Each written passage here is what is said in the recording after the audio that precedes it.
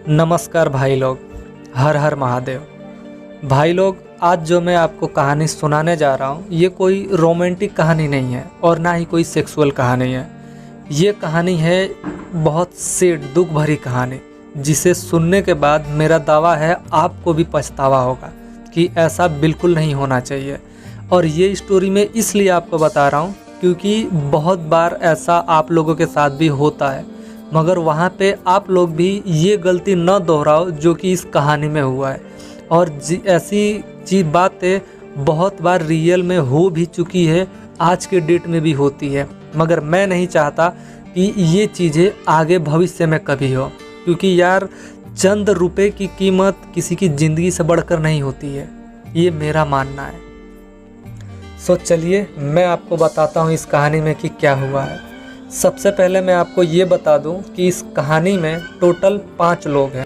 उसमें से शुभ जो कि हमारे इस कहानी का हीरो है, और दीपक और उमंग ये दोनों शुभ के दोस्त हैं। चौथा पर्सन है कुसुम, और 5वां कुसुम का भाई, यानी कि शुभ, उमंग, दीपक ये तीनों दोस्त हैं, और कुसुम और उसका भाई ये दोनों भाई बहन, टोटल 5 लोग। तो चलिए कहानी शुरू करते हैं। अरे शुभ, चल यार आज मज़ा करेंगे। बार से बाहर निकलते समय उमंग शुभ से बोला। दीपक भी उनके साथ था। शुभ ने कहा, मैंने पहले ही बहुत ज़्यादा पी ली है और अब मैं इस हालत में नहीं हूँ कि कहीं जा सकूँ। उमंग और दीपक ने शुभ की बात नहीं सुनी और उसे पकड़कर जबरदस्ती कार में बिठाया और एक होटल में जा पहुँचे। वहाँ पहुँचकर उमंग और दीपक ने एक कमरा ले लिया। उन दोनों ने पहले ही मोबाइल पर इंतज़ाम कर रखा था, यानी कि लड़की का इंतज़ाम कर रखा था। तो होटल का एक मुलाजिम उनके कमरे में एक लड़की ले आया। उमंग ने उस मुलाजिम को पैसे दिए, वह लड़की को वहीं छोड़कर चला गया। वो एक सिंपल लड़की थी, लगता था कि पहली बार इस तरह का काम कर रही है, क्योंकि उसके चेहरे पर घबराहट के भाव थे। उसके कपड़े भी सिंपल थे और कई जगह से फटे हुए थे। शुभ उस लड़की के चेहरे को एकटक देख रहा था। उसे उसमें मासूमियत और घबराहट के मिले जुले भाव नजर आ रहे थे, जबकि उमंग और दीपक उसको केवल हवस की नज़र से देख रहे थे। तभी उमंग लड़खड़ाता हुआ उठा और उसने दीपक और शुभ को बाहर जाने को कहा। वे दोनों अंदर आ गए। अब कमरे में केवल वो लड़की और उमंग थे। उमंग ने अंदर से दरवाज़ा बंद कर लिया।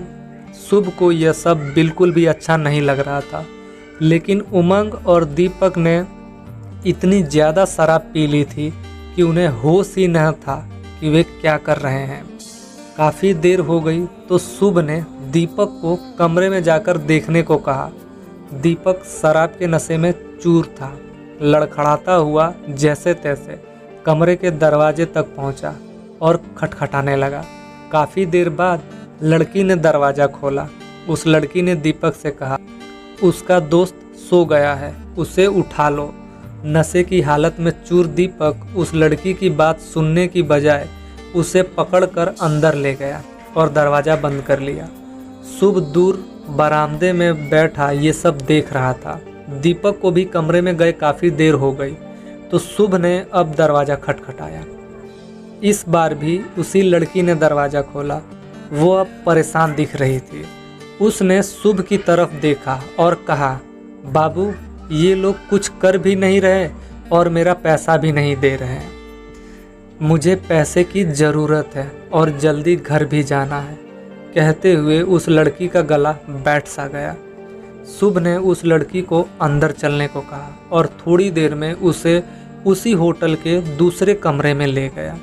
उसने जाते हुए देखा कि उमंग और दीपक शराब में चूर बिस्तर पे पड़े थे। शुभ ने दूसरे कमरे में उस लड़की को बैठने को कहा। लड़की घबराते हुए बैठ गई। वह थोड़ा जल्दी में लग रही थी। शुभ ने उसे पास रखा पानी पीने को दिया, जिसे वह एक सांस में ही पी गई। पानी पीने के बाद वो लड़की खड़ी हुई और शुभ से बोली, बाबू अब जो करना है जल्दी करो, मुझे पैसे लेकर जल्दी घर पहुंचना है। शुभ को उसकी मासूम बातों पर हंसी आ रही थी। उसने उसे पैसे दे दिए तो उसने पैसे रख लिए और शुभ को पकड़कर बिस्तर पर ले गई और अपने कपड़े उतारने लगी। शुभ ने उसका हाथ पकड़ा और कपड़े खोलने को मना किया।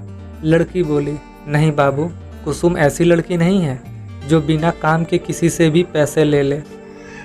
मैं गरीब जरूर हूँ लेकिन भीख नहीं लूँगी। शुभ अब बोल नहीं पा रहा था। तभी कुसुम ने शुभ का हाथ पकड़ा और उसे बिस्तर पे ले गई। ये सब इतना जल्दी में हुआ कि शुभ कुछ कर ही नहीं पाया। कुसुम ने जल्दी से अपने कपड़े उतारे और शुभ के भी कपड़े उतारने लगे। अब कुसुम शुभ के इतने नज़दीक थी कि उसके मासूम चेहरे को वह बड़े प्यार से देख रहा था। वह कुसुम की किसी बात का विरोध नहीं कर पा रहा था। उसके मासूम हाव भाव और चेहरे से शुभ की नज़र हटती तब तक कुसुम वो सब कुछ कर चुकी थी जो पति पत्नी के बीच होता है। कुसुम ने जल्दी से कपड़े पहने और होटल के कमरे से बाहर गई। शुभ अभी भी कुसुम के ख्यालों में खोया हुआ था। समय बीतता गया लेकिन शुभ के दिमाग से कुसुम निकल नहीं पा रही थी। एक दिन शुभ बाजार में सामान खरीद रहा था। उसने देखा कि कुसुम भी उसी के पास की ही एक दुकान से सामान खरीद रही थी। शुभ उसको देखकर खुश हुआ। उसने कुसुम को आवाज़ दी तो कुसुम ने मुड़कर देखा और फिर दुकानदार से सामान लेने में जुट गई। शुभ उसके पास पहुंचा। कुसुम ने शुभ की तरफ कोई ध्यान ही नहीं दिया। कुसुम ने सामान खरीदा और दुकान से बाहर निकल गई। शुभ उसे पीछे से आवाज़ देता रहा लेकिन उसने अनसुना कर दिया। कुछ दिन बाद शुभ को कुसुम फिर दिखाई दी। उस दिन शुभ ने कुसुम का हाथ पकड़ा और उसे भीड़ से दूर खींच ले गया।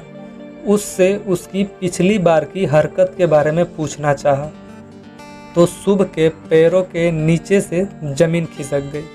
उसने देखा कुसुम का चेहरा पीला पड़ चुका था और वह बहुत कमज़ोर हो गई थी।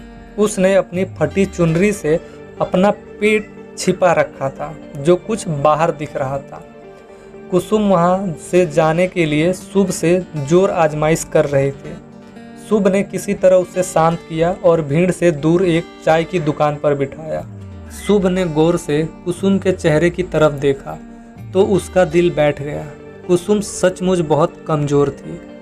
शुभ ने कुसुम से उसकी इस हालत के बारे में पूछा तो पहले तो कुछ नहीं बोली, लेकिन शुभ ने प्यार से उसके सिर पर हाथ फेरा तो वो रोने लगी। शुभ कुछ समझ नहीं पा रहा था।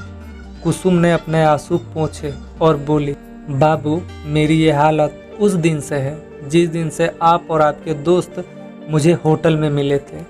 शुभ ने उसकी तरफ सवालिया नज़रों से देखा तो वह फिर बोली, बाबू मैं कोई धंधे वाली नहीं हूँ। मैं उस गंदे नाले के पास वाले कच्ची झोपड़ी में रहती हूँ। उस दिन पुलिस मेरे भाई को पकड़कर ले गई थी क्योंकि वह गली में चरस गांजा बेच रहा था। उसे जमानत पर छुड़ाना था और मेरे माँ बाप के पास पैसा नहीं था। अब मुझे ही कुछ करना था। मैंने अपने पड़ोस में सबसे पैसे मांगा लेकिन किसी ने नहीं दिया। थक हार कर मैं बैठ गई तो मेरी एक मौसी बोली कि इस बेरहम ज़माने में कोई मुफ्त में पैसा किसी को नहीं देता। मौसी की ये बात मेरी समझ में आ गई और मैं आप और आपके दोस्तों तक पहुंच गई। कुसुम चुप हुई तो शुभ ने अपने चेहरे के दर्द को छिपाते हुए पूछा, तुम्हारी ये हालत कैसे हुई? कुसुम ने कहा, बाबू ये जानकर आप क्या करोगे, ये तो मेरी किस्मत है। शुभ ने फिर जोर दिया तो कुसुम बोली, बाबू उस दिन आपके दिए गए पैसे से मैं अपने भाई को हवालात से छुड़ा लाई। तो भाई ने पूछा कि पैसे कहाँ से आए। मैंने झूठ बोल दिया कि किसी से उधार लिया है। थोड़ी देर चुप रहने के बाद वो फिर बोली, बाबू सब ने पैसा देखा लेकिन मैंने जो जिस्म बेचकर एक जान को अपने शरीर में आने दिया तो उसे सब नाजायज कहने लगे और जिस भाई को मैंने बचाया था वह मुझे धंधे वाली कहने लगा और मुझे मारने लगा। वो मुझे रोज़ ही मारता है। ये सुनकर शुभ के कलेजे का खून सूख गया। इन सब के लिए वह खुद को भी कसूरवार मानने लगा। उसकी आंखों में भी आंसू छलक आए थे। कुसुम ने यह देखा तो वो बोली, बाबू, इसमें आपका कोई कसूर नहीं है। अगर मैं उस रात आपको जिस्म नहीं बेचती तो किसी और को बेचती, लेकिन बाबू, उस दिन के बाद से मैंने अपना जिस्म किसी को नहीं बेचा।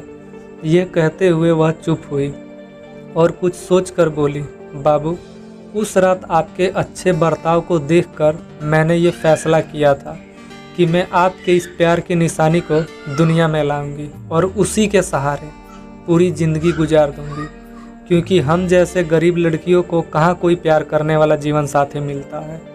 इतना कहकर कुसुम का गला भर आया। वह आगे बोली, बाबू, यह आपकी निशानी है और मैं इसे दुनिया में लाऊंगी, चाहे इसके लिए मुझे मरना ही क्यों ना पड़े। इतना कहकर वह तेजी से उठी और अपने घर की तरफ चल दी। ये सुनकर शुभ जैसे जम गया था। वह कुछ कर भी नहीं पाया। फिर कुछ देर बाद शुभ ने यह फैसला किया कि कल वह कुसुम के घर जाकर उससे शादी की बात करेगा।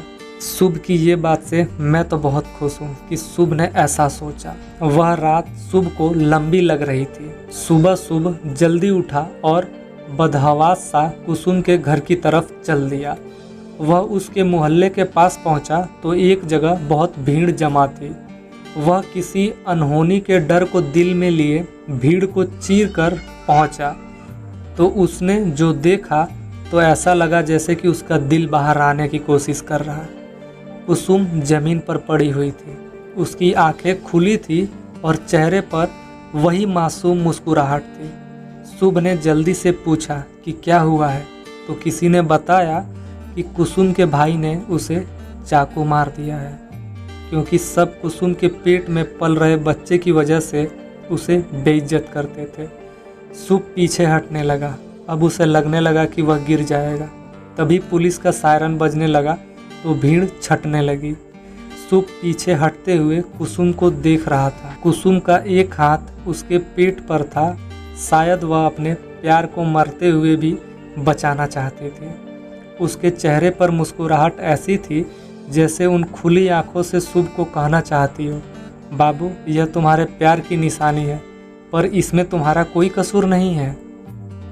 शुभ पीछे मुड़ा और अपने घर पहुंचकर रोने लगा। वह अपने आप को माफ़ नहीं कर पा रहा था, क्योंकि अगर वह कल ही उससे शादी की बात कर लेता तो शायद कुसुम जिंदा होती। दोस्तों, ये कहानी से मैं उम्मीद करता हूँ कि आप लोगों को बहुत कुछ सीखने को मिला होगा। और मैं जिस उद्देश्य से, जिस पर्पस से मैं आज ये कहानी आपको बताया हूँ, शायद आप मेरी इस भावना को समझ पाए और इस उद्देश्य को आप समझ पाए। किसी को चंद पैसे दे देने से अगर किसी की ज़िंदगी संवर जा रही है तो इससे बड़ी खुशी की बात और क्या है। और वैसे भी मैं ऐसा कहता हूँ कि क्या 5,000 10,000 किसी ज़िंदगी से ज़्यादा बढ़कर है।